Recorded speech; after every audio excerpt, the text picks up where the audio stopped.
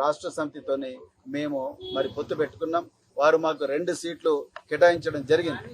మరి ఆ 2 సీట్లు కేటాయించిన తర్వాత నిన్న అఫీషియల్గా మా కేంద్ర సమన్వయకర్త అనుమతితోనే నిన్న అఫీషియల్గా మరి ఇరు వర్గాల అప్రూవల్ వచ్చిన తర్వాతనే నిన్న మరి మేము నాగర్ కర్నూలు నియోజకవర్గం నుండి హైదరాబాద్ నియోజకవర్గం నుంచి పోటీ చేస్తామని కూడా ప్రజలకు ప్రకటించడం జరిగింది.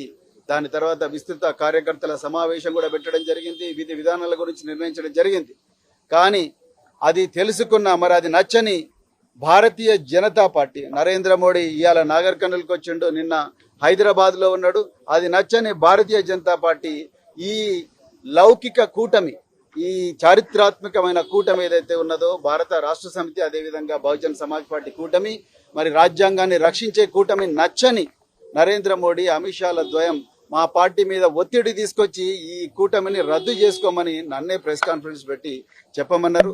నాకు అది ఇష్టం లేదు. ఎందుకంటే మరి బహుజన్ సమాజ్ పార్టీ మాన్యశ్రీ కాన్షీరామ్ గారి నుంచి బైంజీ కుమారి మాయావతి గారి నుంచి నేటి దాకా మరి నా దాకా మేమందరం కూడా ఈ బహుజనవాదం డాక్టర్ బిఆర్ అంబేద్కర్, మహాత్మా జ్యోతిరావు ఫులే, సంత నారాయణ గురు మరెందరో మహనీయుల ఆలోచనల వల్ల ప్రభావితమైన మేము ఒక్కసారి మాట ఇస్తే తప్పేది ఉండదు. పొత్తు ధర్మం, కష్టాలైనా నష్టాలైనా అందరూ కలిసిపోవాలి, ఒకరికొకరు సహాయం చేసుకోవాలి.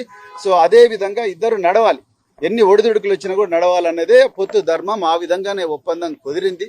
కానీ దురదృష్టవశాత్తు ఆ ఒప్పందాన్ని రద్దు చేసుకోమని ప్రెస్ కాన్ఫరెన్స్ పెట్టమని చెప్పేసి నాకు ఆదేశాలు వచ్చినాయి.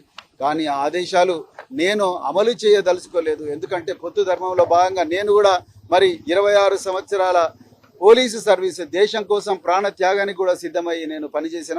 మరి బహుజన్ సమాజ్ పార్టీలో చేరినా కూడా ఎలాంటి రాజీపడని పోరాటం నేను సాగించి పార్టీ భావజాలాన్ని నేను గ్రామ ప్రజల్లోకి, రాష్ట్ర ప్రజల్లోకి మోసుకొని పోయినా.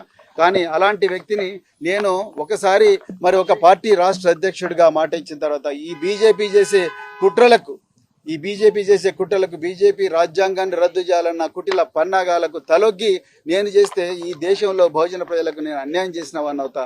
అందుకొరకే నేను మరి ఈరోజు రాజీనామా, బహుజన్ సమాజ్ పార్టీ సభ్యత్వానికి నేను రాజీనామా చేయడం జరిగింది.